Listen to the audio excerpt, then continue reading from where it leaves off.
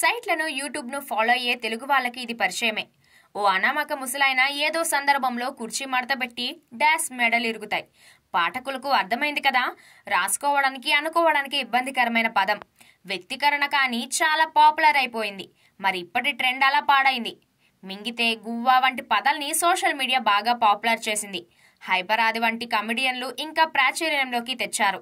అదొక పైత్యపు పిశాచ భాష. సరే, అది నయం, కనీసం వేరే అక్షరాలతో కవర్ చేస్తున్నారు. కానీ ఈ కుర్చీ మడత పెట్టే భాష స్ట్రైట్ బూతే కదా. మరి అలాంటి పదాలని లీడ్గా తీసుకొని తమన్ అనే అత్యుత్తమ సంస్కార సంగీత దర్శకుడు ఓ పాట చేశాడు. అది స్టార్ట్ కావడమే కుర్చీ మడత పెట్టి అని శ్రీలీల మహేష్ గ్రూప్ డాన్సర్లు స్టెప్పులేస్తున్నారు. శ్రీలీలతో మహేష్ కుర్చీ మడతబెట్టి అంటున్నాడంటే ఆమె మెడలు ఇరుగుతాయి అని చెబుతున్నట్టా, లేక మరో డాష్ పదాన్ని చెప్పబోయి ఆగిపోతున్నట్టా? అసలు మహేష్ బాబు పాటల నుంచి ఇలా ఎక్స్పెక్ట్ చేయగలమా?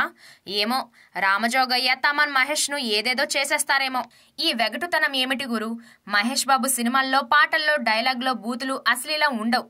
సంసార పక్షంగా సంస్కార పక్షంగా ఉంటాయి. మరి ఇదేమిటిలా? ఏకంగా తన సంసార సభ్య పోకడ్ని మరీ ఇలా కుర్చీ మడత పెట్టి అంటూ ఏదో చేస్తున్నట్టున్నారు సంగీత దర్శకుడు, పాటల రచయిత, దర్శక గణుడు. ఏమిటో ఇది. అవును, మహేష్ బాబైనా ఎందుకు యాక్సెప్ట్ చేశాడు? తన సోషల్ మీడియా వేదికలుగా ప్రమోట్ చేస్తున్నారు ఈ ప్రోమోను. సరే, పాపం శ్రీలీల. ఈ పాట గురించి చర్చ వచ్చినప్పుడు ఓ మిత్రుడు పాట రాసినోడిని కుర్చీ మడత పెట్టి అని ఆపేశాడు. అన్నట్టు ఓ మై బేబీ రాసిన సరస్వతి పుత్రుడి కలం నుంచేనా ఈ అద్భుత అమోఘ అనితర సాధ్యమైన సాహిత్యం వెలువడింది?